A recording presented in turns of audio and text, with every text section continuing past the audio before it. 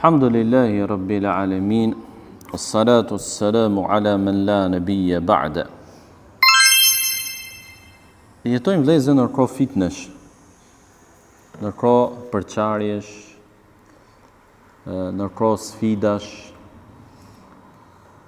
ndërmjet muslimanëve, në kohë keqkuptimesh, në kohë kur është e vështirë që muslimanët të kenë një unitet.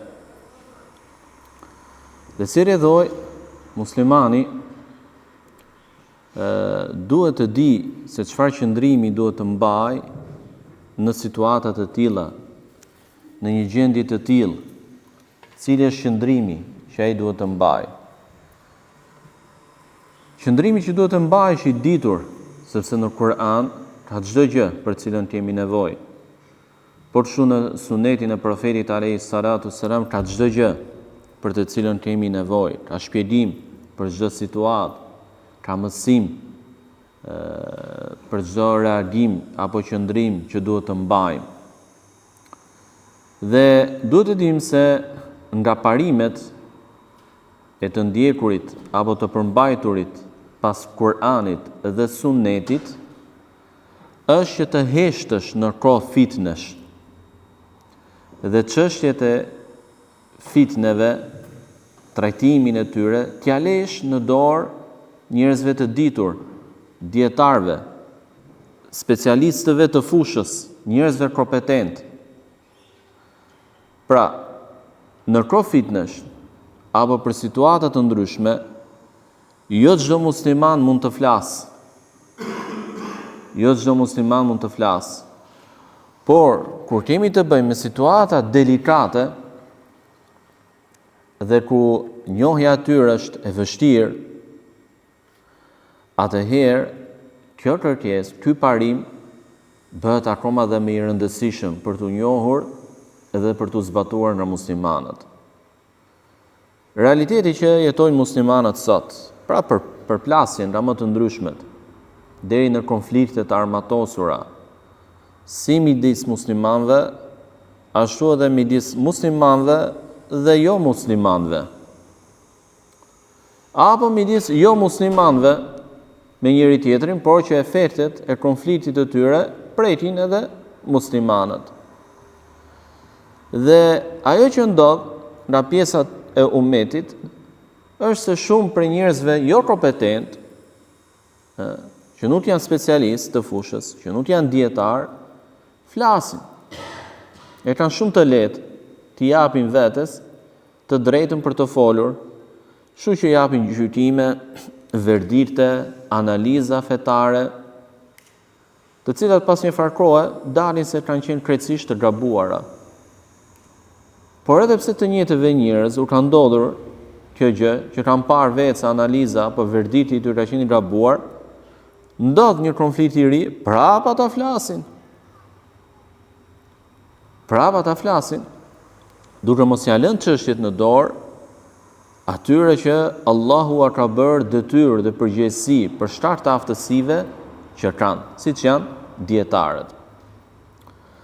Prandaj nga parimet e atyre që e pasojnë Kur'anin dhe Sunetin, nga parimet e tyre është se në kohë fitnesh heshtin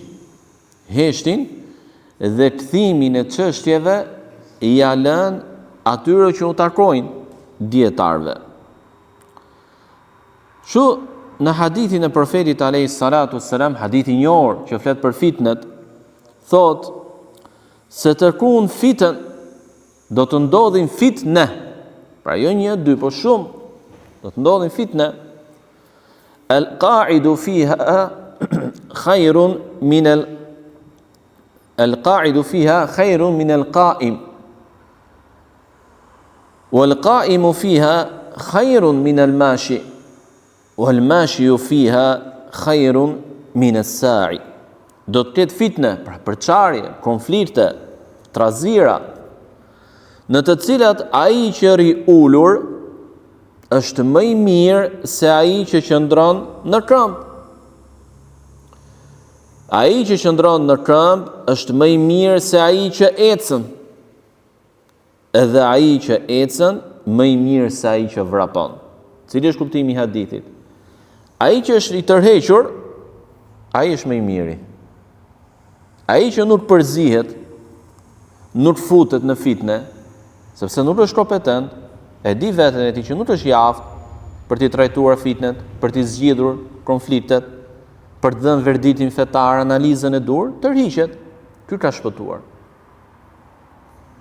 Ky ka shpëtuar, është më i miri, thot profeti sallallahu alaihi wasallam. Dhe ky parim, pra që të heshtësh në fitnesh, nuk do të thotë që të jesh pasiv, të mos interesohesh për çështjen e muslimanëve, të mos preokupoj ty halli, vështirësia, gjendja e rënduar e muslimanëve. Jo, nuk është ky qëllimi. Por qëllimi është që ti të jesh në anën e duhur.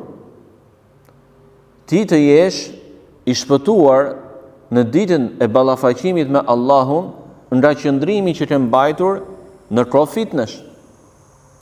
Që ti të mos flasësh para se të flasin njerëzit që janë kompetent për të folur. Që ti me fjalën tënde, me veprën tënde, të mos e shtosh, apo të mos e ndezësh më fort zjarrin e fitnes, dhe të mos marrësh në qafë muslimanët, me analizë, me verdiktin, me fetvan tënde, por të jesh i dobishëm. Profeti alayhi salatu selam thot, fol mirë ose hesht, pra dhe heshtja është e dobishme. Kur nuk di të flasësh mirë, të orientosh mirë, atëherë mos fol keq, mos oriento keq për hesht, sepse heshtja është ka dobi. Dhe në këtë rast, kur nuk di, muslimani i mençur, i matur, i edukuar me Kur'anin dhe Sunetin, hesht. Pse? Sepse e di që ka të tjerë njerëz që janë kompetent, që janë parsor, që janë të obliguar të flasin për të çështje. Dhe se ka i përgjegjësi këtë gjë. Por ne edhe si musliman shqiptar që jemi na vet, natyra jon merremi me çdo gjë. Dhe flasim për çdo gjë.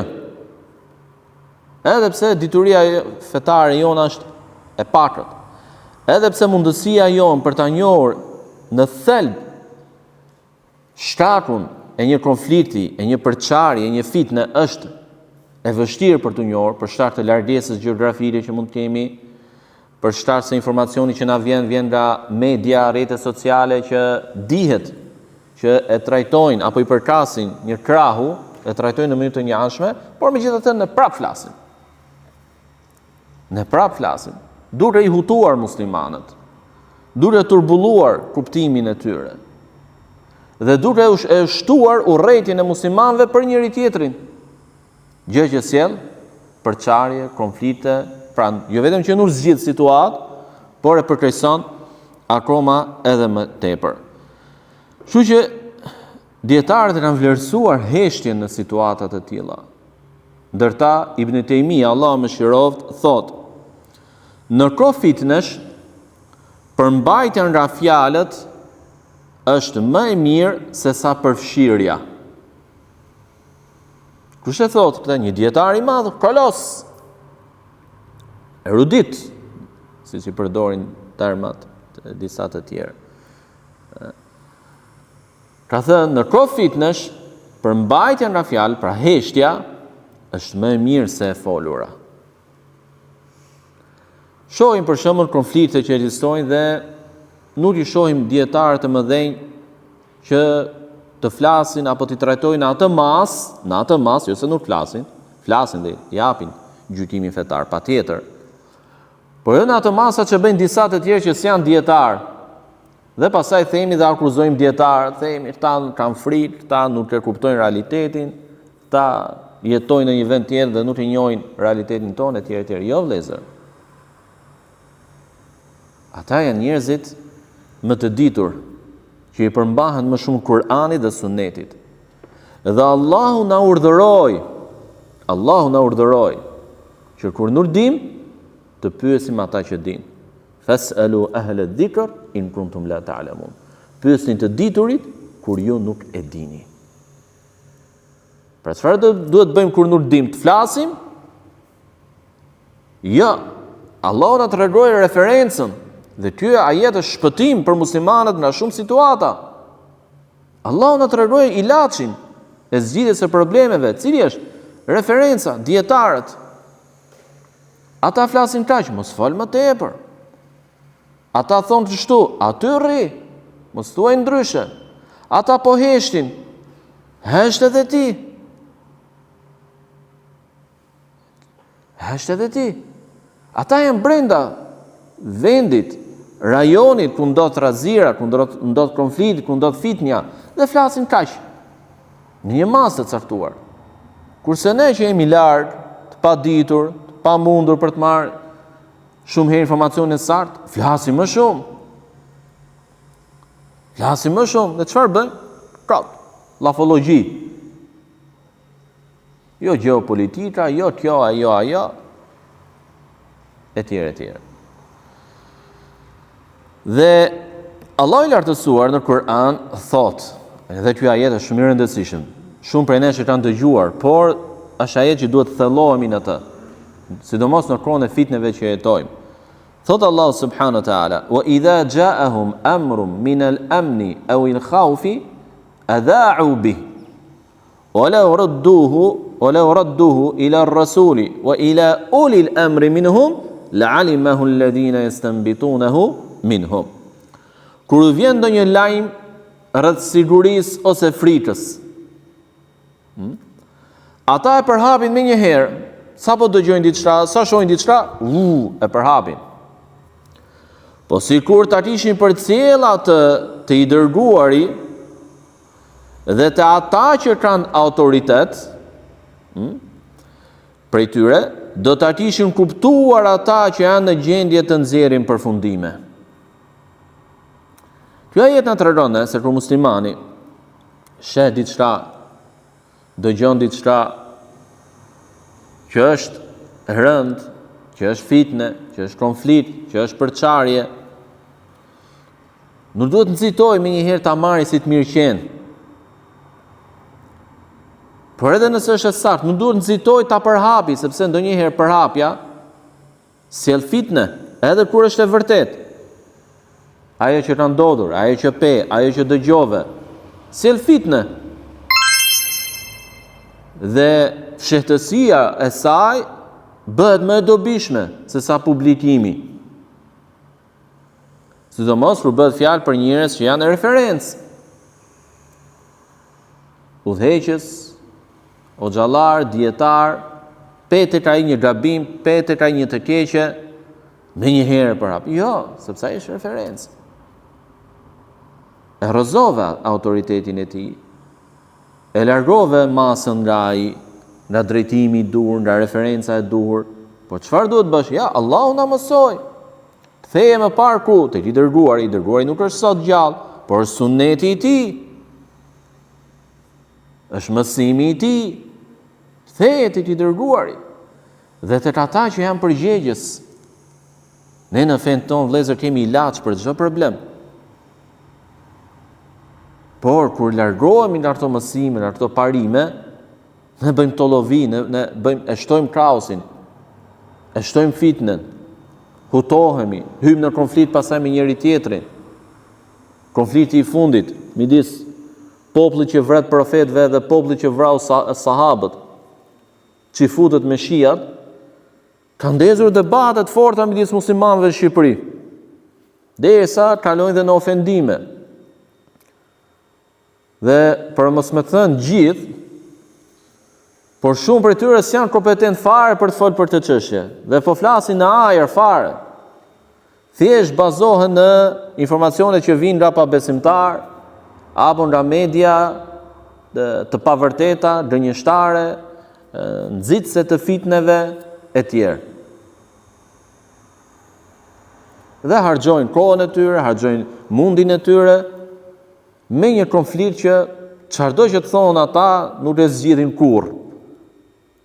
Dhe në vend që të merren me fitnet në vendin e tyre, që është fitnja më e madhe, shirku dhe kufri, gjunafet pasaj e tjerë, harxojnë, hyjnë në konflikt, në mëri me njëri tjetrin, për çështje që as nuk janë kompetent dhe përgjegjës për të folë, dhe as nuk i zgjidhin. Nuk është qëllimi këtu, e përsërisim, që të jemi pasiv ndaj gjendjes që përjetojnë muslimanët. Jo, por të mbajmë qëndrimin e dur, vëllezër. Ky është qëllimi. Dhe këtë ajet e kuptuan fare mirë sahabët e profetit alayhis salatu wassalam. Thot Abdullah ibn Mas'ud në një thënie. Vëllezër, Abdullah ibn Mas'ud është një këshillues shumë i mirë, ka këshilla shumë të vyera, të çmuara. Një ndër to është edhe kjo. Thot: "Ji si llamba, pra bëu si llamba e dhomës sate tënde gjatë fitneve. Bëu si llampa e dhomës tënde gjatë fitneve. Mos u përfshi." Cili është kuptimi i kësaj fjale? Tu kemi të bëjmë një metaforë nga Abdullah ibn Mas'ud radhiyallahu ta'ala anhu. Thot: "Bëu si llampa e dhomës tënde." Keni parasysh llambën në një dhomë, në qendër të dhomës. Që ndriçon vetëm atë dhomë. Është për ndriçimin vetëm të një hapësire të kufizuar. Dhe nuk del jashtë. Llamba aty është, me ndriçimin e saj. Në atë vend, ku është vendos, për atë qëllim për cilin është vendos. Pra, edhe ti bëhu si kjo llampë, rri në atë hapësirën tënde. Rri në aq sa di, aq sa mundësi ke. Mos e fut veten tënde në telashe. Mos dil jashtë hapësirës tënde dhe të përfundosh pasaj në zjarrin e fitneve, në zjarrin e konflikteve, e debateve shterp, pa mbarim, që nuk sjellin ndonjë dobi. Por rri aty ku je. Dhe mos e konsidero qëndrimin tënd aty ku je si humbje kohe apo si pasivitet. Jo, sepse ti edhe aty vazhdon të jesh i dobishëm, si llamba. Aty rri. Dhe bën dobi për hap dritën e saj. Pra duhet të jesh i tërhequr në fitne. Duhet të ruash veten tënde, të mos dalësh në sheshin e përçarjes, të mos bësh pjesë e një konflikti që nuk të takon. Të mos bësh pjesë e një konflikti që nuk të takon. Por hesht gjatë fitneve. Si që thamë, shumë njerëz nxitojnë të flasin, të marrin një anë, të veprojnë me emocion dhe të shkartojnë më shumë dëm se dobi. Dhe Abdullah ibn Mas'ud radhiyallahu ta'ala anhu, alayhi salam, na këshillon ne që të ndjekim mësimin kuranor, mësimin profetik me anë të kësaj metafore të llampës, pra që rri në vendin e saj, por bën dobi, ndriçon dhe nuk del jashtë. Cili është mesazhi? Mesazhi është që kur nuk e di të vërtetën nga e kota, kur nuk e dallon, atëherë hesht. Cili është arsyeja e konfliktit ndërmjet xifutëve dhe rafidave? Allahu shkatrof me njëri tjetrin. Sherr ka parë umetin nga të dy. Dhe nuk jemi këtu për të thënë kush është më i mirë, më pak i keq. Kjo është çështje tjetër. Kur nuk e dim, arsyet përmenden shumë, shkaqe përmenden shumë, por shumë herë vëllezër ka dalë më vonë që arsyet kanë qenë të tjera nga ajo që janë servirur masës, opinionit publik, me anë të mediave. Kanë qenë të tjera. Dhe që ka ndodhur shpesh. Kur nuk e dije të mjaftueshme për të dhënë verdiktin, analizën e duhur, mos e hap gojen. Kur mu të ndodh përçarje, ti përmbahu, mos nxito të bësh pjesë, të mbash anën e dikujt. Kujdes, që bëhu i matur. Mos nxito, se nuk po të kërkon njëri fetva. Nuk po të kërkon njëri qëndrim, të mbash një anë. Atëherë, bëhu i matur. Kjo kur nuk e dallon të mirën nga e keqja, të vërtetën nga pavërteta. Ruaje fen, ruaje gjuhën tënde nga gjunahet e fitnes. Imam Ahmed ibn Hanbal, rahimahullah, në kohën e fitnes së madhe që ndodhi në kohën e tij, pra rreth pretendimit dhe bidatit së thënies se Kur'ani është i krijuar, Dhe ne dim qëndrimin e kundër që mbajt Imam Ahmedi dhe që është qëndrimi i akidës së Kur'anit dhe Sunnetit. E dim që doli kundra me qëndrimin e tij, me fetvan e tij, doli kundra këtyre njerëzve që aleikum selam që përhapën te bidat, ku një pjesë e tyre i përkisnin pushtetit, një pjesë e tyre i përkisnin njerëzve që kishin në dorë drejtimin e masës. Ai nuk bëri përçarje, nuk e ngriti masën kundra udhëheqësve. Nuk i futi në konflikt muslimanët. Ja, nuk ndodhi kjo gjë nga Imam Ahmedi, Allahu mëshiroft. Por tregoi të vërtetën dhe i ruajti muslimanët nga përçarja. I ruajti muslimanët nga konflikti ndërmjet masës dhe udhëheqjes, edhe pse udhëheqja përqafoi ata akide të rrezikshme. Sepse pa që fitnia e përçarjes është akoma dhe më e rëndë. Jo vetëm që nuk do ta zgjidhte situatën, por do ta rëndonte atë. Pra çfarë tregon ky qëndrimi i Imam Ahmedit? Maturi. Dhe në kohët tona, me anë të rrjeteve sociale, informatat përhapen me një herë shkon. Brenda 1 minute, disa sekondave, shkon informacionin nga njëri skaj i globit në tjetrin. Nga njëri vend në tjetrin. Sa po ndodh? Mbas 5 minuta që ka marrë vesh gjithë dynjaja çfarë ndodhi në veri, çfarë ndodhi në jug, çfarë ndodhi në linje apo perëndim. Merret vesh me anë të rrjeteve sociale. Dhe kur një informacion i tillë përhapet gabimisht, i rrem, apo nuk duhet të përhapet, sepse sjell veprim apo ndërveprim të muslimanëve të shtyrë nga emocioni, jo nga pjekuria, jo nga maturia, atëherë kjo shndrohet në rrezik, shndrohet në përçarje.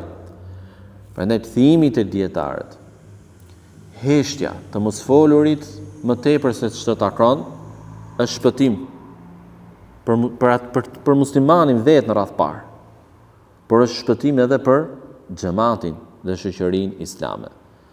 Thot profeti sallallahu alaihi wasallam në një tjetër hadith të njohur nga ne, por që duhet ta me kuptojmë thellë. Inna min husni islami al-mar'i tarkuhu ma la ya'ni. Prej bukurisë së islamit të njeriut është të largohet nga ajo që nuk i takon. Të largohet nga ajo që nuk i takon. Është një fitne, është një konflikt, është një përçarje. Je personi i duhur për të dhënë verdiktin, fetvan, analizën? Jo, nuk je. Lëri të tjerë që janë kompetent të flasin. Dhe ti mbaj anën e tyre, sepse të diturit janë referencë për ne. Ndodh konfliktin Rusi-Ukrainë, dolën disa dhe thanë, njëri për tyre tha vetëm 2 minuta do flas dhe e çoi gjysore.